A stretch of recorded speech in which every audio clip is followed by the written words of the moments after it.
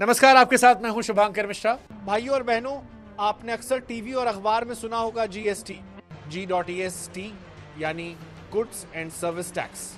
साल 2017 में कहा गया कि टैक्स सिस्टम आसान हो जाएगा, लेकिन पिछले कई सालों लोग यही कहते रहे, ये सिस्टम उलझा हुआ है और जेब पर बोझ ज्यादा है। अब सितंबर 2025 में सरकार ने बड़ा फैसला लिया है। जीएसटी के नियम बदल दिए गए। सरकार कह रही है इससे आम आदमी को राहत मिलेगी, लेकिन असली सवाल यही है, क्या ये राहत गांव-गांव तक पहुंचेगी?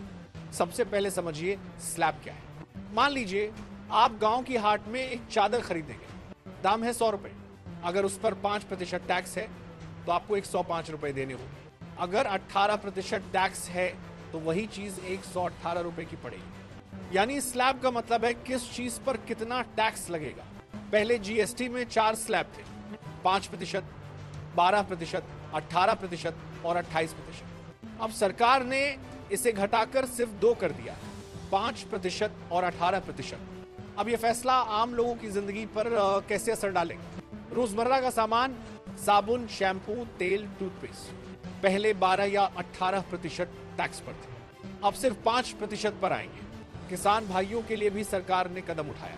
उर्वरक बनाने वाले केमिकल्स जैसे अमोनिया और सल्फ्यूरिक एसिड अब सिर्फ 5%। सरकार कह रही है खाद की लागत घटेगी।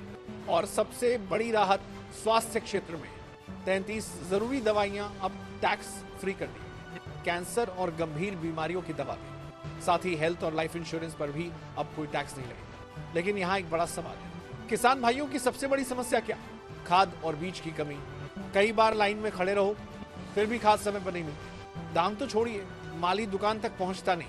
अब अगर सरकार टैक्स घटा भी दे, लेकिन खाद ही बाजार में उपलब्ध न हो, तो फायदा किसान तक कैसे पहुंचेगा?